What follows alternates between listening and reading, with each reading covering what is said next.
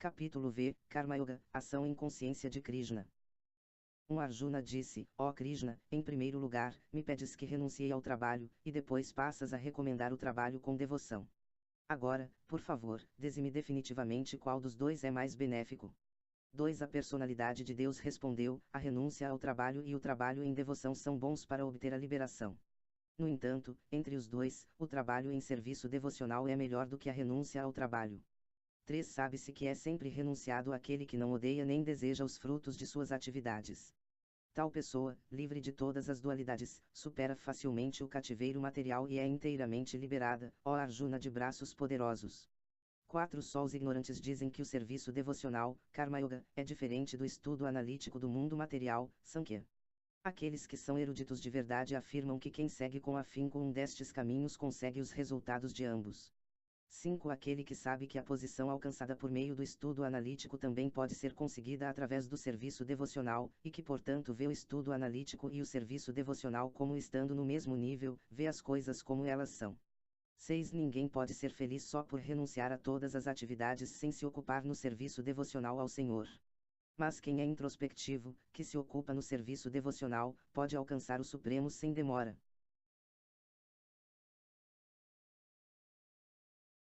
7. Aquele que trabalha com devoção, que é uma alma pura e que controla a mente e os sentidos, é querido por todos, e todos lhe são queridos. Embora sempre trabalhe, essa pessoa nunca se enreda. 8. 9. Embora ocupado em ver, ouvir, tocar, cheirar, comer, locomover-se, dormir e respirar, quem tem consciência divina sempre sabe dentro de si que na verdade não faz absolutamente nada.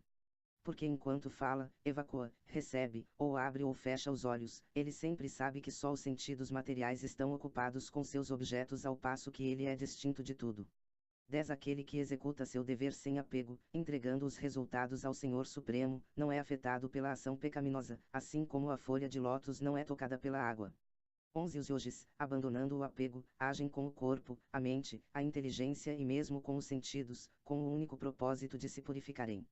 12. A alma firmemente devotada alcança paz inadulterada porque me oferece os resultados de todas as atividades, mas quem não está em união com o divino, que cobiça os frutos de sua labuta, fica enredado.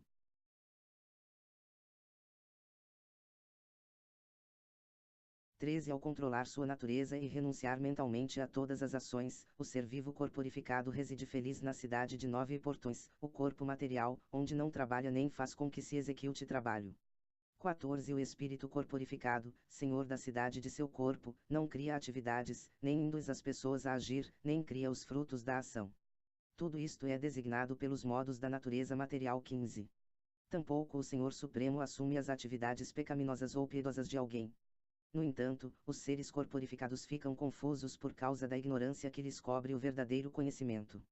16. Quando, porém, a pessoa é iluminada com o conhecimento pelo qual a ignorância é destruída, então, seu conhecimento revela tudo, assim como o sol ilumina tudo durante o dia.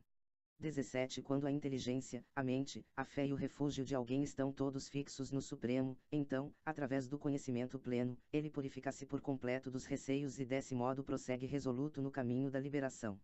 18. Os sábios humildes, em virtude do conhecimento verdadeiro, veem com a mesma visão um brahmana erudito e cortês, uma vaca, um elefante, um cachorro e um comedor de cachorro, pária. 19. Aqueles cujas mentes estão estabelecidas em igualdade e equanimidade já subjugaram as condições de nascimento e morte. Eles são perfeitos como o Brahman, e desse modo já estão situados no Brahman. 20. Aquele que não se regozija ao conseguir algo agradável nem se lamenta ao obter algo desagradável, que é inteligente em assuntos relacionados ao eu, que não se confunde, e que conhece a ciência de Deus, já está situado na transcendência. 21. Semelhante pessoa liberada não se deixa atrair pelo prazer dos sentidos materiais, mas está sempre em transe, gozando o prazer interior. Desse modo, a pessoa autorrealizada sente felicidade ilimitada, pois se concentra no Supremo. 22. A pessoa inteligente não participa das fontes de misérias, que se devem ao contato com os sentidos materiais. Ó filho de Kunti, esses prazeres têm um começo e um fim, e por isso os sábios não se deleitam com eles. 23. Antes de abandonar o corpo atual, se alguém for capaz de tolerar os impulsos dos sentidos materiais e conter a força do desejo e da ira, ficará em situação privilegiada e será feliz neste mundo. 24 Aquele cuja felicidade é interior, que é ativo e se regozija dentro de si, e cujo objetivo volta-se para o seu próprio íntimo é de fato o místico perfeito. Ele liberta-se no Supremo e por fim alcança o Supremo. 25 Aqueles que estão além das dualidades que surgem das dúvidas, cujas mentes estão voltadas para si, que vivem atarefados, trabalhando para o bem-estar de todos os seres vivos, e que estão livres de todos os pecados libertam-se no Supremo. 26 Aqueles que estão livres da ira e de todos os desejos materiais, que são autorrealizados, autodisciplinados e empreendem um constante esforço em busca da perfeição, ficam garantidos de libertarem-se no Supremo num futuro muito próximo. 27 e 28 Repelindo todos os objetos sensoriais externos, mantendo os olhos e a visão concentrados entre as duas sobrancelhas, suspendendo dentro das narinas os alentos que entram e que saem, e assim controlando a mente, os sentidos e a inteligência, o transcendentalista que visa a liberação livra-se do desejo, do medo e da ira. Alguém que está sempre neste estado de certo é liberado. 29 Quem tem plena consciência de mim, conhecendo-me como o beneficiário último de todos os sacrifícios e austeridades, o Senhor Supremo de todos os planetas e semideuses, e o benfeitor e bem-querente de todas as entidades vivas, alivia-se das dores e misérias materiais. Capítulo 6 Jnana Yoga.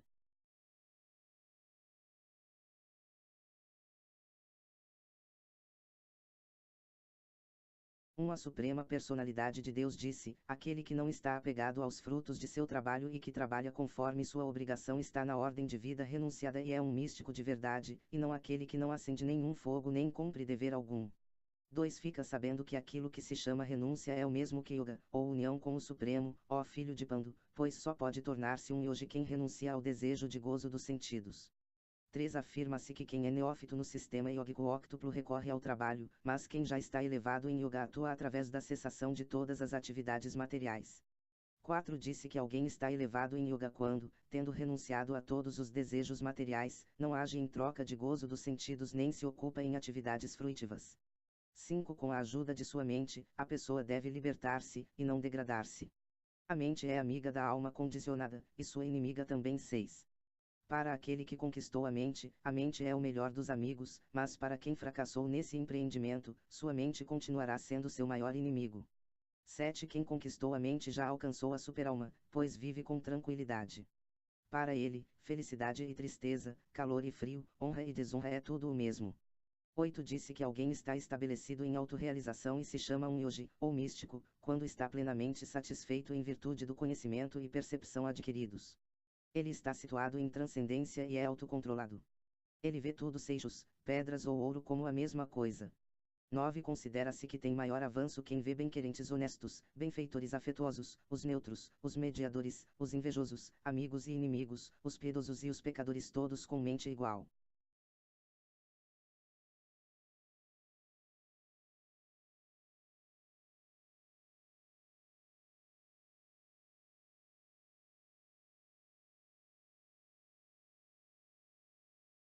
O transcendentalista deve sempre ocupar seu corpo, mente e ego em atividades relacionadas com o Supremo, ele deve viver sozinho num lugar isolado e deve sempre ter todo o cuidado de controlar a mente. Ele deve estar livre de desejos e sentimentos de posse. 11-12 Para praticar yoga, é necessário dirigir-se a um lugar isolado e colocar grama coxa no chão e depois cobri-la com pele de veado e pano macio. O assento não deve ser nem muito alto nem muito baixo e deve estar situado num lugar sagrado. O yogi deve então sentar-se nele muito firmemente e praticar yoga para purificar o coração, controlando a mente, os sentidos e as atividades e fixando a mente num único ponto. 13 e 14 Deve-se manter o corpo, pescoço e cabeça eretos, conservando-os em linha reta, e deve-se olhar fixamente para a ponta do nariz. Assim, com a mente plácida e subjugada, sem medo, livre por completo da vida sexual, deve-se meditar em mim dentro do coração e ver a mim como a meta última da vida.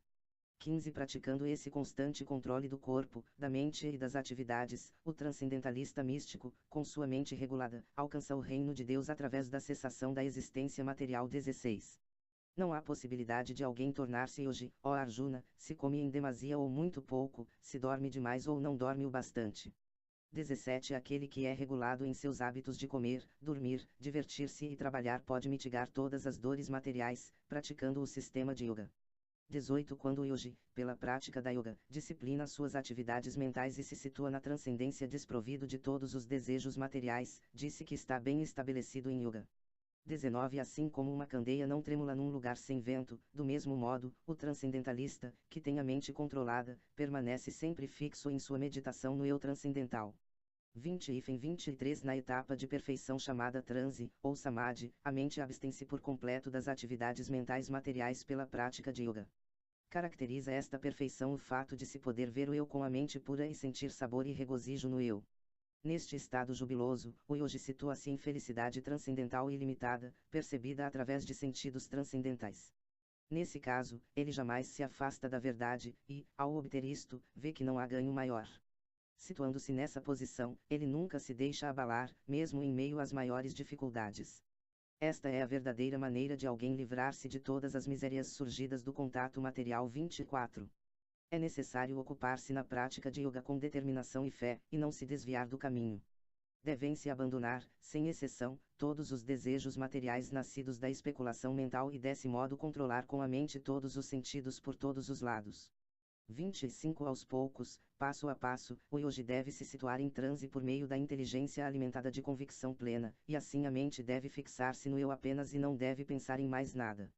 26 Sempre que a mente divague devido à sua natureza instável e inconstante, deve-se com certeza coibi-la e colocá-la sob o controle do eu.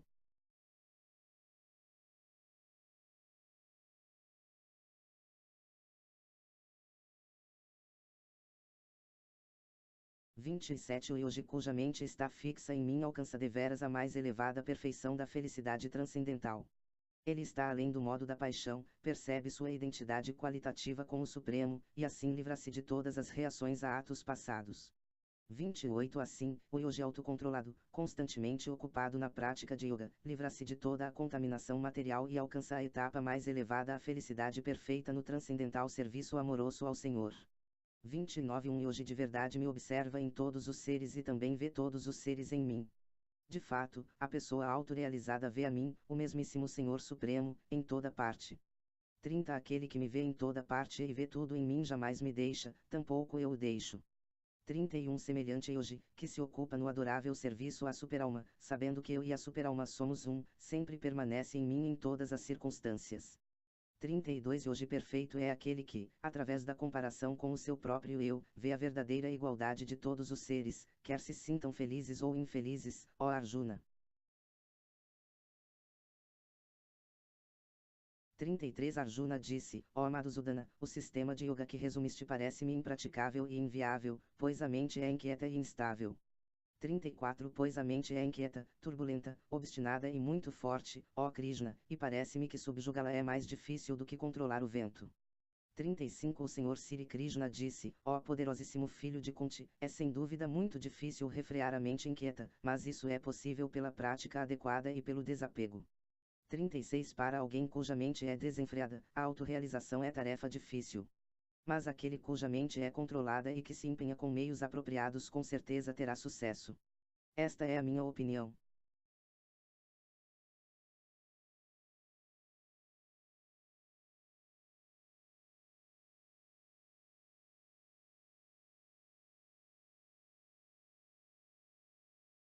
(37) Arjuna disse, ó Krishna, qual é o destino do transcendentalista malogrado, que no começo adota com fé o processo da autorrealização, mas que mais tarde desiste devido à mentalidade mundana e desse modo acaba não alcançando a perfeição no misticismo. 38 Ó Krishna de braços poderosos, será que semelhante homem, que se afasta do caminho da transcendência, não estraga seu sucesso espiritual e material e sucumbe como uma nuvem destroçada, sem nenhuma posição em esfera alguma? 39 Esta é a minha dúvida, ó Krishna, e peço-te que a suprimas por completo. À exceção de ti, não se pode encontrar ninguém que possa dirimir esta dúvida. 40 A Suprema Personalidade de Deus disse, filho de Pritya, um transcendentalista ocupado em atividades auspiciosas não sofre destruição nem neste mundo nem no mundo espiritual, quem faz o bem, meu amigo, jamais é vencido pelo mal. 41 Após muitos e muitos anos de gozo nos planetas habitados por entidades vivas piedosas, o yogi malogrado nasce numa família de pessoas virtuosas ou numa família de rica aristocracia. 42 Ou, se fracassa após longa prática de yoga, ele nasce numa família de transcendentalistas que com certeza tem muita sabedoria. É claro que semelhante nascimento é raro neste mundo. 43 Obtendo esse nascimento, ele revive a consciência divina de sua vida anterior e volta a tentar o prosseguimento do seu avanço para conseguir sucesso completo, ó filho de Kuru. 44 Em virtude da consciência divina de sua vida anterior, ele automaticamente sente-se atraído aos princípios iógicos mesmo sem procurá-los. Esse transcendentalista inquisitivo sempre fica acima dos princípios ritualísticos das escrituras. 45 E quando com esforço sincero o yogi ocupa-se em continuar progredindo, limpando-se de todas as contaminações, então afinal atinge a meta suprema, alcançando a perfeição depois de praticar durante muitos e muitos nascimentos. 46 Um yogi é maior do que o asceta, maior do que o empirista e maior do que o trabalhador fruitivo. Portanto, ó Arjuna, em todas as circunstâncias, sê um yogi. 47 De todos os yogis, aquele que tem muita fé e sempre se refugia em mim, pensa em mim dentro de si mesmo e me presta transcendental serviço amoroso é o mais intimamente unido a mim em yoga e é o mais elevado de todos. Esta é a minha opinião.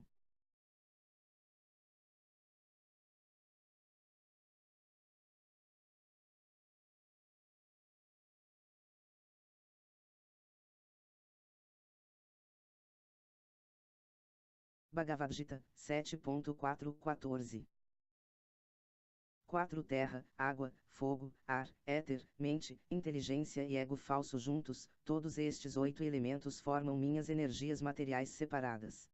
5 Além dessas, ó Arjuna de braços poderosos, existe outra energia, minha energia superior, que consiste nas entidades vivas que exploram os recursos dessa natureza material inferior. 6 Todos os seres criados têm sua fonte nestas duas naturezas. Fica sabendo com toda a certeza que eu sou a origem e a dissolução de tudo o que é material e de tudo o que é espiritual neste mundo. 7 Ó conquistador de riquezas, não há verdade superior a mim. Tudo repousa em mim, como pérolas ensartadas num cordão. 8 Ó filho de Kunti, eu sou o sabor da água, a luz do sol e da lua, a sílaba Om nos mantras védicos, eu sou o sol no éter e a habilidade no homem.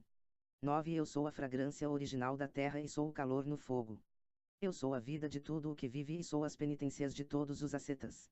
10 Ó filho de Pritha, fica sabendo que eu sou a semente da qual se originam todas as existências, sou a inteligência dos inteligentes e o poder de todos os homens poderosos. 11 Eu sou a força dos fortes, desprovida de paixão e desejo. Eu sou a vida sexual que não é contrária aos princípios religiosos, ó Arjuna.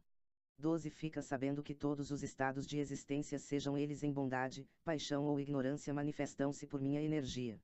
Em certo sentido, eu sou tudo, mas eu sou independente. Eu não estou sob a influência dos modos da natureza material, porque eles, ao contrário, estão dentro de mim.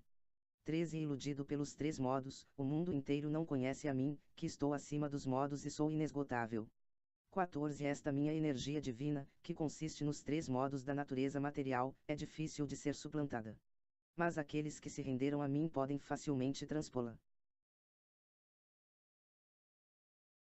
15 Os canalhas que são grosseiros e tolos, que são os mais baixos da humanidade, cujo conhecimento é roubado pela ilusão e que compartilham da natureza ateísta dos demônios, não se rendem a mim. 16 Ou melhor, entre os baratas, 4 classes de homens piedosos passam a me prestar serviço devocional: o aflito, o que deseja riquezas, o inquisitivo e o que busca conhecer o absoluto. 17 Destes, aquele que tem conhecimento pleno e está sempre ocupado em serviço devocional puro é o melhor.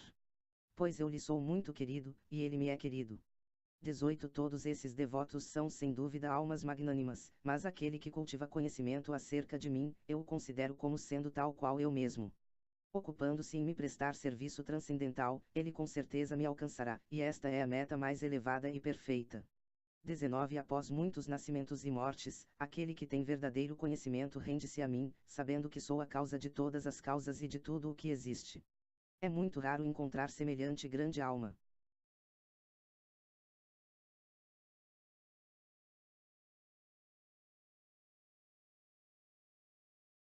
20 Aqueles cuja inteligência foi roubada pelos desejos materiais rendem-se aos semideuses e prestam adoração através de determinadas regras e regulações que se coadunam com suas próprias naturezas. 21 Eu estou no coração de todos como a superalma. Logo que alguém deseja adorar algum semideus, eu fortifico sua fé para que ele possa se devotar a essa deidade específica. 22 Munido dessa fé, ele se empenha em adorar um semideus específico e realiza seus desejos. Mas na verdade, estes benefícios são concedidos apenas por mim. 23 homens de pouca inteligência adoram os semideuses, e seus frutos são limitados e temporários. Aqueles que adoram os semideuses vão para os planetas dos semideuses, mas meus devotos acabam alcançando o meu planeta supremo. 24 homens sem inteligência, que não me conhecem perfeitamente, pensam que eu, a suprema personalidade de Deus, Krishna, era impessoal e depois assumi esta personalidade. Devido a seu conhecimento escasso, eles não conhecem minha natureza superior, que é imperecível e suprema. 25 Eu nunca me manifesto aos tolos e aos menos inteligentes. Para eles, eu estou coberto por minha potência interna, e portanto eles não sabem que eu sou não nascido e infalível. 26 Ó Arjuna, como a suprema personalidade de Deus, sei tudo o que aconteceu no passado, tudo o que está acontecendo no presente e tudo o que ainda vai acontecer. Conheço também todas as entidades vivas, mas a mim ninguém me conhece. 27 Ó descendente de Bharata, ó vencedor do inimigo, todas as entidades vivas nascem em ilusão, confundidas pelas dualidades surgidas do desejo e do ódio. 28 Aqueles que agiram piedosamente tanto nessa vida quanto em vidas passadas e cujas ações pecaminosas se erradicaram por completo livram-se da ilusão manifesta sob a forma de dualidades e ocupam-se em servir-me com determinação. 29 Os homens inteligentes que buscam libertar-se da velhice e da morte refugiam-se em mim, prestando serviço devocional. Eles de fato são Brahman porque conhecem inteiramente tudo sobre as atividades transcendentais. 30 Aqueles que estão em plena consciência de mim, que sabem que eu, o Senhor Supremo, sou o princípio governante da manifestação material, dos semideuses e de todos os métodos de sacrifício, podem, mesmo ao chegar a hora da morte, compreender e conhecer a mim, a suprema personalidade de Deus.